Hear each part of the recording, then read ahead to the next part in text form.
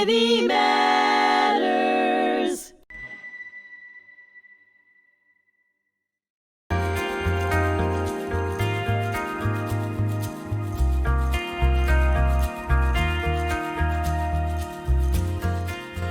Welcome, everyone, to our next episode of Legacy Chronicles, honoring the past and shaping the future.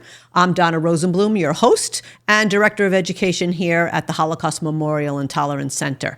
Today's session is a little unique in that our guests are going to be, we're going to be discussing something a little bit different than second-generation testimony or something dealing with the Holocaust. We're really going to be focusing on Jewish resistance and Jewish resistance at Auschwitz. So I'm going to ask my esteemed guests to please just briefly introduce themselves, and then we'll get into the podcast. Well, I'm really delighted that you invited me to speak this afternoon. My name is Susan Katz, and I am the author of the play entitled Courage Untold. Which we have right here. There we go. Beautiful. That was published in 2021 by Big Dog Publishing. Thank you. Allan, would you introduce yourself? Yeah. My name is Allan, or Eliyahu Mallenbaum.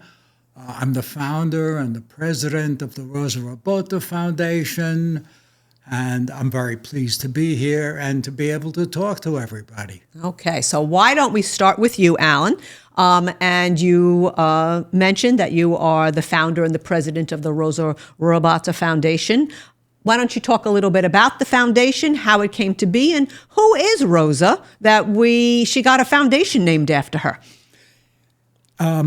Well, it all started back in 1994 when I finally decided to do some research into my family's history. Mm-hmm. And I discovered that this Rosa Robota was actually my second cousin, but no one in the family had ever heard of her. She was a young Jewish woman who lived and grew up in Poland. Mm-hmm. When the Germans started the Second World War by invading Poland in September of 1939, they exported all the Jews to Auschwitz, where all of them were gassed and burned in the ovens in the crematoria, except for Rosa, because she was selected to work as a slave laborer. Mm-hmm.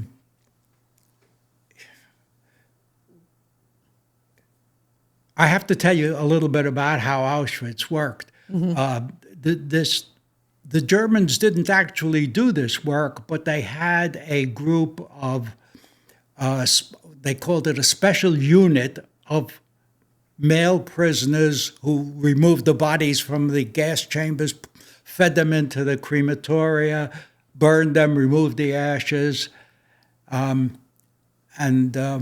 did all of the ghoulish work for the Germans. At a certain point, it was in October of 1994, they learned from the underground that they were about to be exterminated. Mm-hmm. And so they gave the signal, and this long planned for revolt was put into motion. Now, in order to succeed, they needed explosives. Well, they had been planning for this, and one of the members of the underground had contacted Rosa months before and told her what they needed, and she managed to convince some of the other young women who worked there. Not all of them agreed, but she convinced some of them to steal very minute quantities of black powder from the powder room in which they worked. They filled artillery shells with this black powder. Mm-hmm.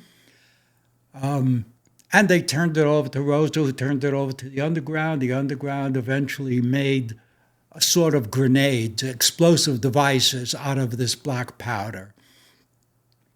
The revolt was partially successful. They managed to blow up one of the gas chamber crematoria complexes. Mm-hmm. They all escaped to the forest, but unfortunately, all the members of the special unit were later captured and killed. And the Germans investigated, and they found that Rosa and some of the other women were complicit in it.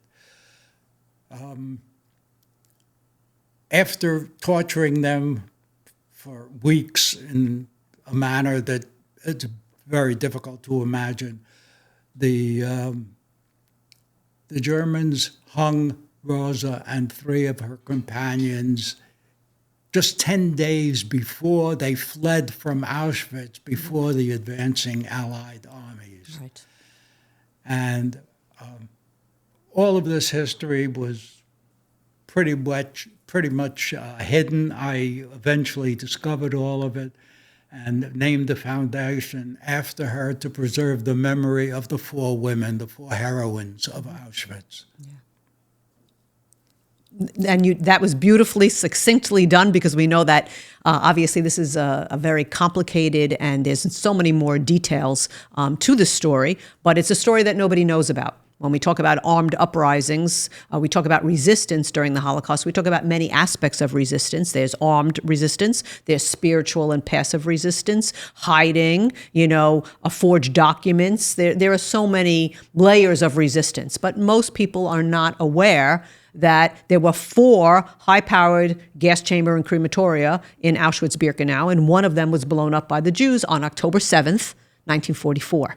Okay, October 7th obviously has a significant meaning in today's day and age, as we now have the Hamas attack of 2023, but it happened on the same day. So it's important to shed that light on that. So, Susan, if you could talk about how you became involved in this story, how you met Allan, and how the play Courage Untold came to be. After my play, how I got to meet Allan was after my play was published, the publisher, Big Dog Publishing, sent me 40 copies. And I decided, well, I certainly don't need 40 copies. I will reach out within the internet to see who this could be sent to, what organizations.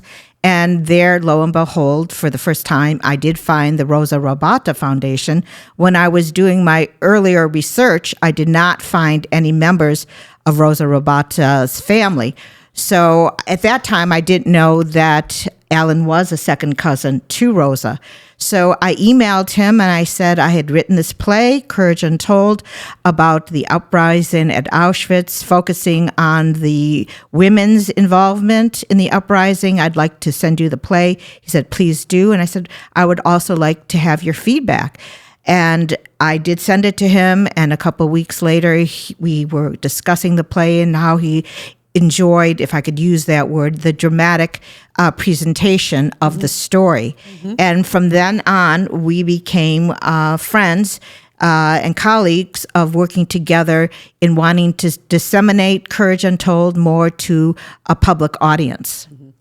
What, so Courage Untold is a play. Where has it been performed, and what has the feedback been on the performance, and what are your goals really in writing this play?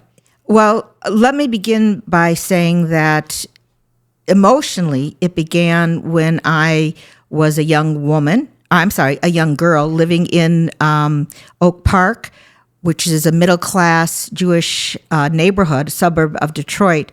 And there I grew up with my friends' parents who were Auschwitz survivors.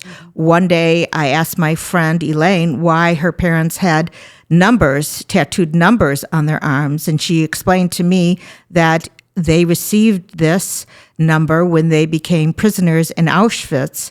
And that night, I heard screams coming from the next room, and I woke up startled because I didn't get screams happening at my family home. And she said, Susie, go back to sleep. It's just my mother screaming about the horrors of Auschwitz. And obviously, as a young girl of 10 years old, this struck me in a big way, and it embedded in my mind. And I learned through my parents' friends the brutalities that they experienced. And again, it bothered me as a young Jewish woman thinking, why didn't my people fight back? And the research of Courage Untold would show me that resistance did take place. And Allan represented or shared with you the resistance that took place in an armed fashion, and the Courage Untold book shows all that. One of the scenes of resistance is dedicated to spiritual resistance that you mentioned, Donna. And the spiritual resistance was, in one scene, the women light a Shabbat candle. And they knew by lighting that candle, they risked punishment, even death, if they were found doing an experience of showing their faith. But collectively, by the women showing that they were willing to light the Shabbos candle and follow one of God's commandments, it gave them courage. It gave them collective meaning in Auschwitz to keep their faith, to keep their identity. They were not going to allow the Germans and the SS in Auschwitz to dehumanize them. Yeah, and you hear that very much in Holocaust testimony throughout. Different acts of resistance, different ways. I was very close with an Auschwitz survivor who then later was sent to Buchenwald on a death march. His name was Irving Roth. And Irving spoke specifically about the death march and how he and his brother recited Psalms for 3 days why they were on this death march, because that was the only way that they could put one foot in front of the other and kind of zone out what was happening around them. If they didn't walk and they didn't march, they would have been shot.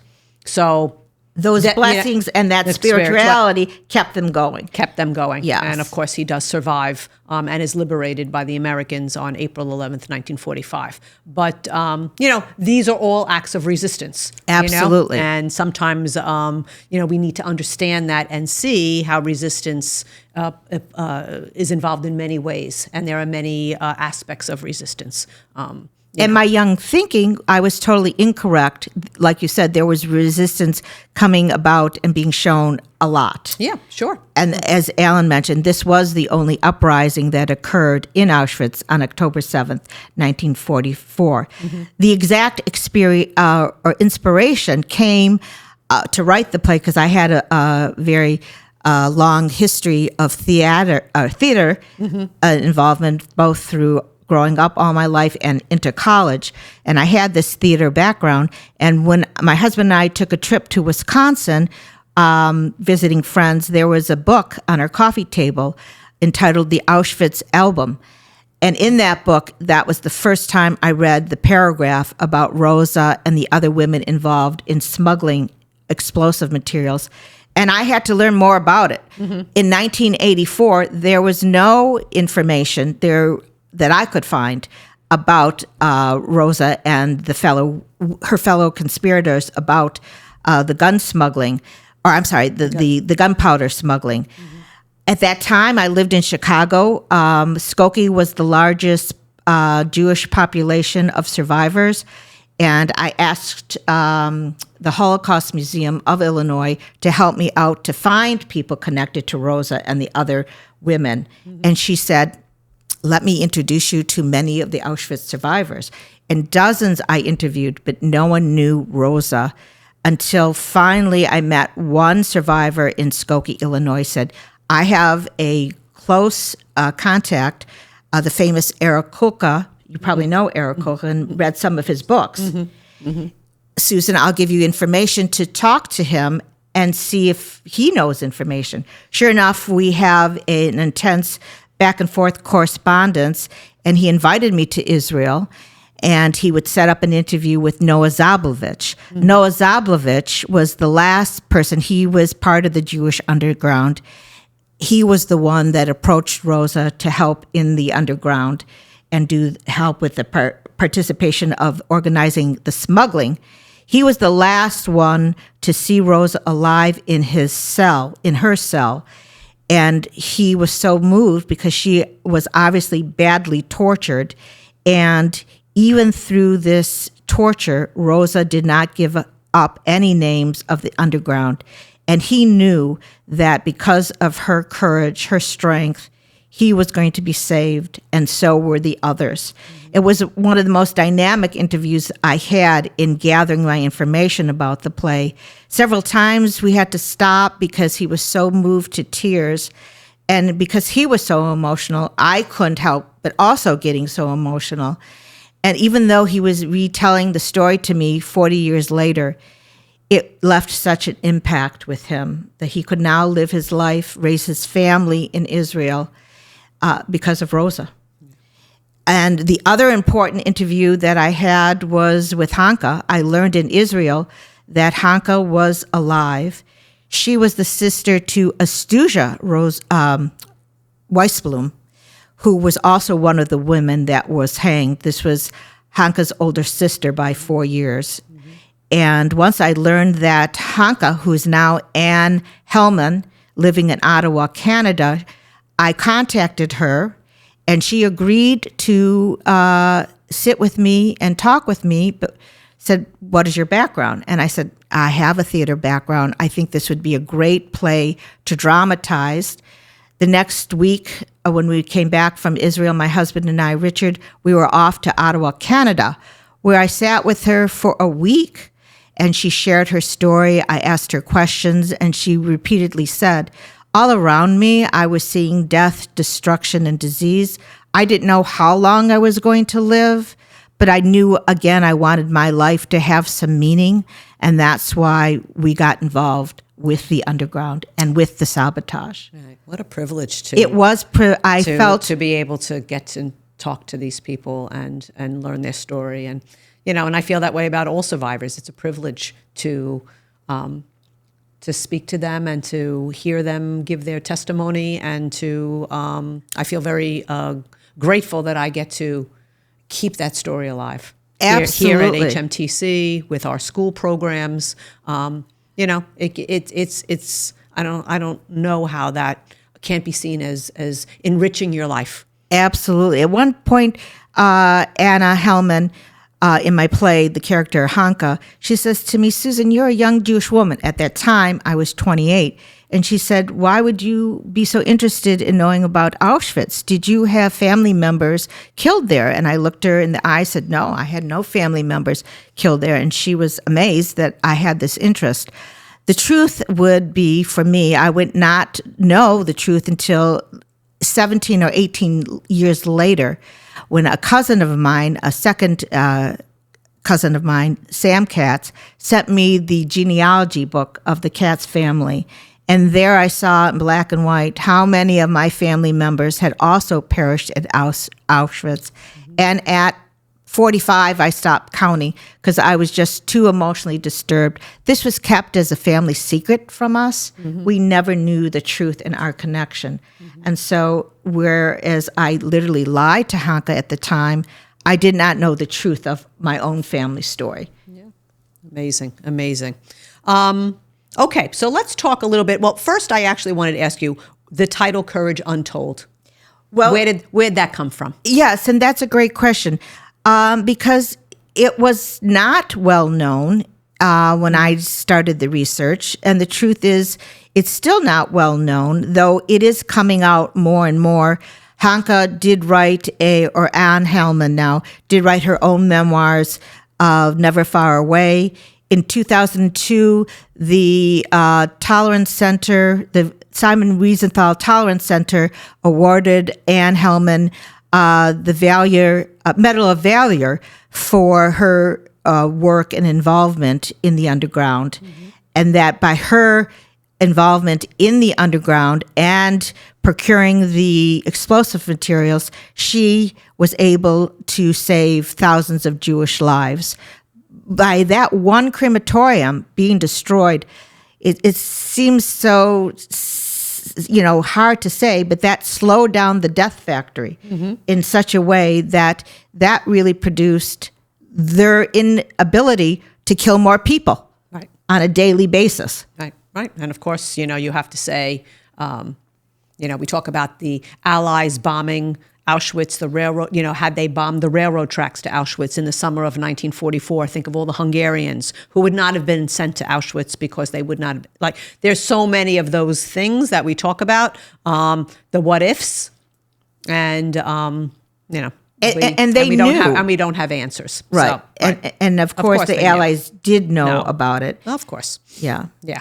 Okay. So, let's talk about our relationship as the next phase. So we have the play, we have Allan as the president and the founder of the Rosa Robota Foundation, and then we have HMTC's involvement. So Allan reached out to HMTC probably a little over a year ago, I would think it was, sent an email saying, hey, I'm Allan, and this is my story, and would you guys be interested in learning more information? I had learned about Rosa. I was always fascinated by her story. So, of course, I immediately said, oh, yes, let's meet. I'd love to discuss this with you.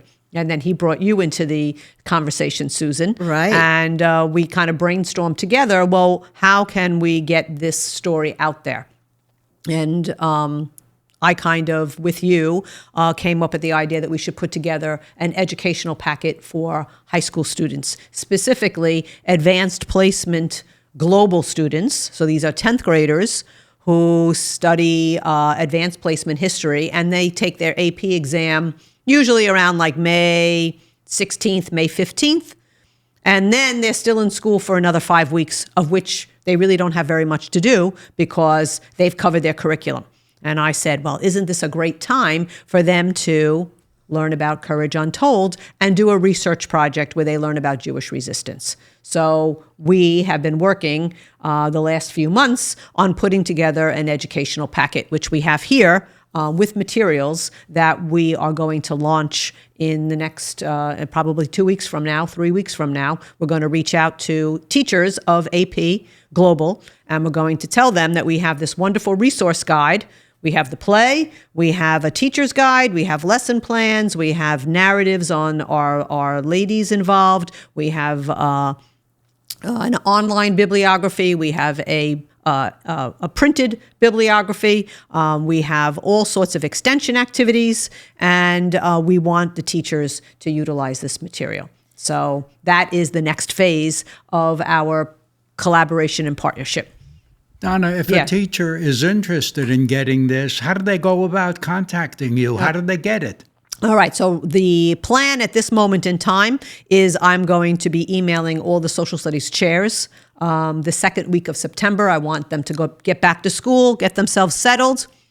And then I'm going to email them with a cover letter basically saying, we have this educational guide and packet. If you are interested, you're going to fill out this application. And if we approve it, then we will send it to you. So we're going to send this out by mail and online so that they have it both ways. And then I will now have that teacher's name, and we'll be able to work with them during the course of this school year, implementing the packet. And then at the end of the year, we will ask for an evaluation of the material, what worked, what didn't work, what we might want to change. And then, we'll go from there. And I'm hoping that it is very well received.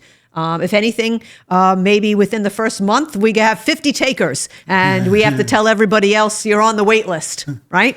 Wouldn't that be great? What I was thinking was there may be some educators in our audience here from other states who are not on your list who would like to get it. How do they contact you? They can go online, and they can. My email is online if they contact if they look up the Holocaust Memorial and Tolerance Center. I'm right there as Director of Education. They can always email me. So that's an easy thing to do. If anybody wants to find me, I'm there, all right? And obviously, if they found you or they found Susan, then you could also pass their information on to me. So I think that we won't have a problem in getting people interested.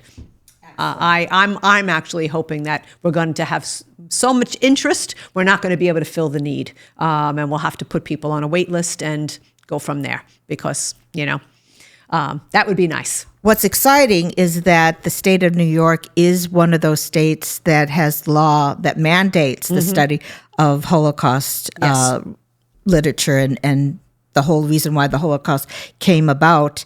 And so this helps their work. And I think it's been so exciting to work with the Holocaust Memorial and Tolerance Center. I just applaud this collective work that we've done together to share this story that is really still, unfortunately, unknown. When the play first was produced in the theater in Chicago, it was very well received by the community, so well received that the second year in 1991, it played again for another 6-week run. And one of the amazing things that happened after each performance, the people didn't clap.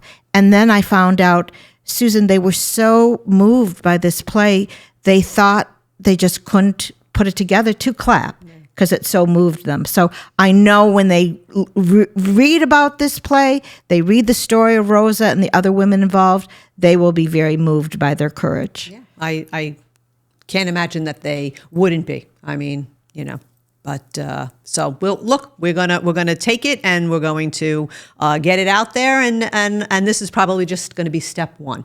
I'm hoping that this journey will continue, and it would be wonderful to get Courage Untold into every state, all 50 states. Then maybe we can do it internationally. We can reach out to Yad Vashem. We can, there's lots that can be done, but everything is baby steps. Right. So, first step. First step. Right.